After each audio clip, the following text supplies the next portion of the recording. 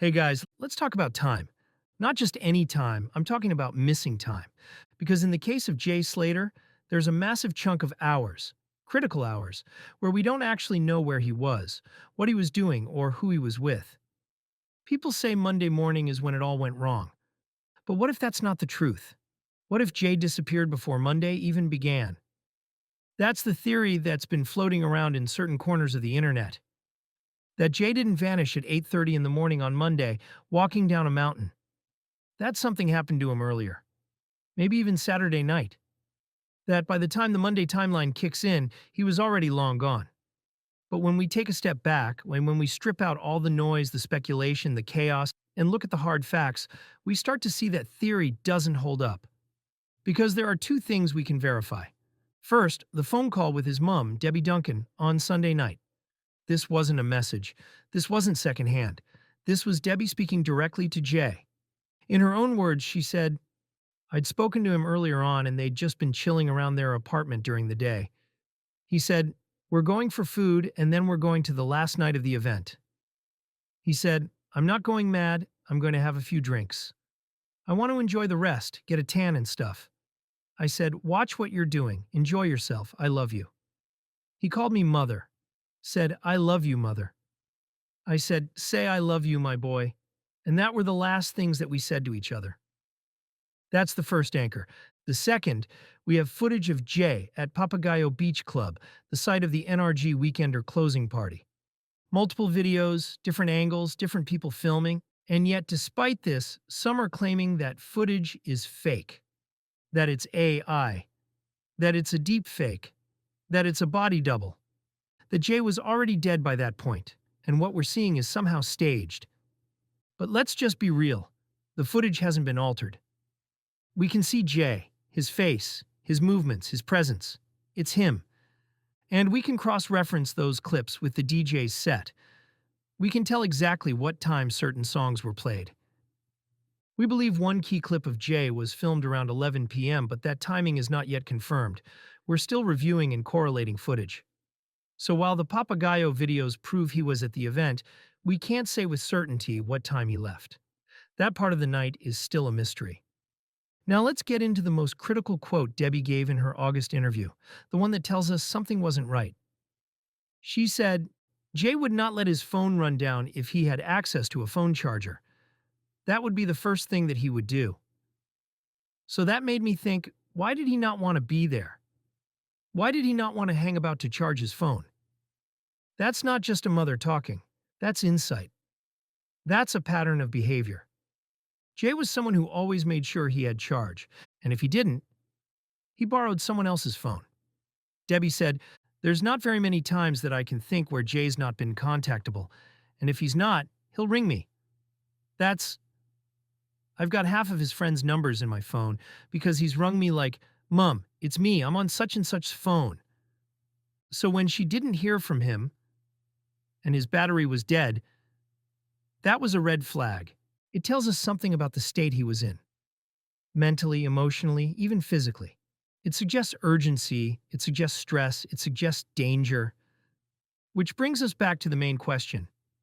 If Jay was alive and well on Sunday night, and he was seen at Papagayo, what happened after that? Because after the footage and there's silence, no verified photos or videos. Some people, especially those claiming with 100% certainty that Jay's disappearance was just a tragic accident, have begun saying that Jay took several photos that morning and sent them to his mom and friends, both from inside and outside the Airbnb.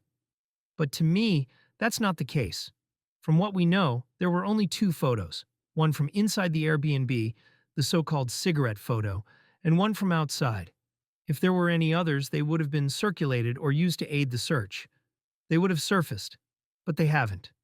No calls or messages from Jay's number, and even if there were messages, how can we know for sure Jay himself sent them? There's been talk, especially from those who believe this was just a tragic accident, claiming Jay messaged several friends that morning. But that doesn't prove a thing. We don't know who had control of Jay's phone at that point. And that uncertainty matters. Just a total drop-off in concrete, time-stamped evidence. There are only two things people point to after that time, and neither of them holds up as definitive proof Jay was still okay. The first is the Snapchat referencing the stolen watch, the one allegedly posted from Jay's own account, supposedly showing Jay in frame with text over the image that raised eyebrows. It's the phrasing itself that immediately feels off, raising suspicion not just for what it says, but for who it sounds like. And it's the text that many people say sounds more like a Yub than Jay. The slang, the phrasing, the tone. It doesn't feel like Jay's voice. And when Saul confronted Rocky about it on TikTok Live, Rocky struggled to explain it. He froze, he mumbled, he dodged. It was awkward and telling. Rocky isn't known for being slick. He's not the type to think on his feet. But even by his standards, that moment looks suspicious. The second is a photo taken from what the Daily Mail called inside the Airbnb, but it wasn't really. It was taken on the doorstep looking out, showing the hands of someone holding a cigarette. Some say it could be Jay, but the photo is only of a hand holding the cigarette, and there's no way to tell when it was taken, or even if it's him. That's it. Those are the only two visuals people try to attach to Jay after Papagayo, and neither of them is solid. Neither of them is time-stamped. Neither of them can be verified, which means the last moment we can confirm Jay was alive and present is that footage from Papagayo. After that, nothing. And that's why Sunday night and Monday morning is where we need to focus, not any earlier. Because everything that follows is either unconfirmed, unverifiable, or based on the word of people who've already been caught lying. So the mystery isn't just when he left Masca. The mystery is, how did he leave Papagayo? And with who? That's the moment the timeline fractures. That's when Jay truly vanishes. And if we want answers, we can't chase rumors. We have to focus on the last real, verifiable human moments in this case. Because in this investigation, time isn't just a detail. It's the cover-up. And if we can expose the missing time, we might just uncover the truth. And while we're talking about Jay's missing time, let's talk about Brad's. Because Brad was Jay's friend, someone who should have been front and center, helping, shouting, demanding answers. And yet, for the first 12 days, he was barely seen. Not seen searching. Not seen speaking publicly.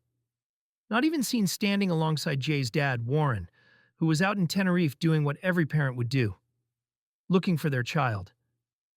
There were no emotional appeals, no press presence, no footage of him out combing hillsides, posting flyers, joining the family in media interviews, or even just being visible in the background of the community search effort. Just silence, a vacuum where there should have been action. It wasn't just Warren out there. Saul was present. Other locals and Brits abroad stepped in to help. People who never knew Jay cared enough to show up and walk the mountain paths. And yet Brad, the friend he traveled with, the one who knew Jay best, was nowhere. Why was Brad so absent while his friend was missing? Was he in shock? Was he being told to stay quiet? Was he avoiding something? Was there guilt, fear, or simply a desire to stay out of it? Was Brad staying out of sight as a way to avoid going on the record? Because the only time Brad has gone on the record at all during this entire ordeal was in the now infamous interview with Isla Triquer. An interview that felt tightly controlled. Brad looked uncomfortable, unsure, and Isla had to guide him through most of it just to get anything coherent out. It didn't feel like someone coming forward willingly. It felt like someone pushed to say the minimum, under supervision. And what made it feel even more strange was the claim that Brad only did the interview for Debbie. That sounds considerate on the surface. But for someone who just lost their best friend, that motivation feels thin. If your best mate is missing, you speak because you're desperate, because you want them found. Not because someone else asked you to. And now, in light of Lucy's recent police statement, uncovered through court documents, which contradicts her original public account of where she stayed that night, it raises further questions. If Lucy's version has shifted, what else hasn't been consistent behind the scenes? Lucy was publicly visible early on, and did make appeals. But notably, she wasn't seen taking part in the physical search. And while she did appear on camera for interviews, she made the strange choice not to face the lens directly. Why was that? It's even more curious, given how confident and visible she seems on her Instagram. Was it nerves? Or something else entirely? If you believe her version of events, that she was the first person Jay called, that he reached out to her for help, then you have to ask, where was that urgency when it mattered most? Why didn't she lead the charge to find him, or stand shoulder to shoulder with the people out there searching? The silence in action still speaks volumes. People noticed, people asked, and the longer the silence stretched on, the louder those questions got. Because when someone you care about goes missing, you don't go missing too, unless you've got a reason. And let's not forget Rocky, another key figure in this story who seems just as reluctant to speak clearly. Rocky's account of what happened that night at the Airbnb has shifted, and his memory appears shaky at best. At one point, in a TikTok live, Ayub can be heard saying, "Outside, bro, outside," as if prompting Rocky to remember that he supposedly slept in the car that night. But that directly contradicts what investigator Mark Williams Thomas reported, that Rocky went into the Airbnb first and went to sleep. So which is it? Was he outside asleep in the car? Or inside the apartment, possibly witnessing everything that happened? Because you can't be in two places at once, and someone's story isn't adding up. Rocky's body language, his hesitations, the way Ayub jumps in to steer his memory, it doesn't inspire confidence. If anything, it raises even more doubt about what really went on that night. And who knows what. And then there's the footage from Ayub's car. The video that shows Rocky in the passenger seat with his face blurred. Why? Why blur the face of someone we all already know is Rocky? Was it to hide something? Had he been in a fight? Did he have marks or injuries that couldn't be shown publicly? Or was it not even Rocky in the car at all? It just adds to the fog, another moment where, instead of getting clarity, we get more confusion. And more reason to question everything they've told us. Because if we can restore the missing time, not just Jay's, but the hazy fragmented hours that belong to Brad, Lucy, Rocky, and even Ayub, then maybe, just maybe, the answers we've been hunting for will finally start to take shape. What happened in those crucial moments after Jay left Papagayo? Who really saw him last? What was said, what was done, and what was covered up? We can't rely on the timelines handed to us by people whose stories shift like smoke.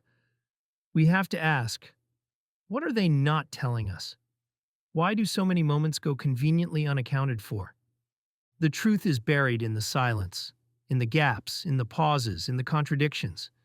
If we can trace those blank spaces and force clarity into them, if we can reconstruct even a portion of that lost timeline with evidence and accountability, then the fog may finally lift. Because time isn't just a backdrop here, it's the battleground. And whoever controls the narrative around that missing time controls the truth. So we don't stop. We push. We keep asking the questions that make people squirm. Because somewhere in those missing hours, the truth is still waiting to be found. Thanks for watching, and as always, I look forward to your thoughts and opinions in the comments below.